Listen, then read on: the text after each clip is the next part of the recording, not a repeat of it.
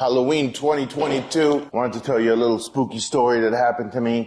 This is real estate related, so it's spooky. So I had a lady call me about her Tarzana properties. I say properties because she had 4 of them. Obviously gave her my spiel, why she should be doing business with me. After all that, I am from Tarzana. I'm licensed realtor. I'd be the best person to try and get top dollar for her property, since it's also in my best interest to get the highest comps in a Tarzana neighborhood. So here's where it gets spooky for Chucky. She asked for my schedule for the rest of the year, like whether I'm going out of town, am I observing any holidays that are coming up, which in all honesty is very good due diligence on behalf of the homeowner, because you want to know that the person you're hiring is actually going to be available. But that's not the spooky part. She expressed to me that she's been watching my Instagram, my Facebook, and she sees that I'm kind of out and about and I'm a foodie, and she wants to know if I plan on drinking alcohol this year in my outings, which is a little strange. So I asked, why? And she said, well, if I need my property to be shown at, early 7 in the morning or 6 in the morning, I want to know that you're not like hungover, the next day. I'm like, hungover? I'm 46 years old. I don't drink or party like I'm 19. I have kids. I'm a responsible member of this society. She says she's followed my Yelp reviews and places I've checked in the past, and that if I want to win her business, I would need to take an oath to not go out for the rest of the year and not drink alcohol until the end of the year. I cannot commit to that. One, because I've got my Maui trip every year, Hanukkah, Christmas, we go to Maui, go to Mexico, I go to Israel to visit family. I'm not going to allow this lady to dictate my freedom, right? So I explained to her that I cannot commit to that, and that, even if I could, I wouldn't want that type of control from my client, and I thank her for the opportunity. Now, I'd like to point out that each one of these properties that she owns would have been listed for $1 million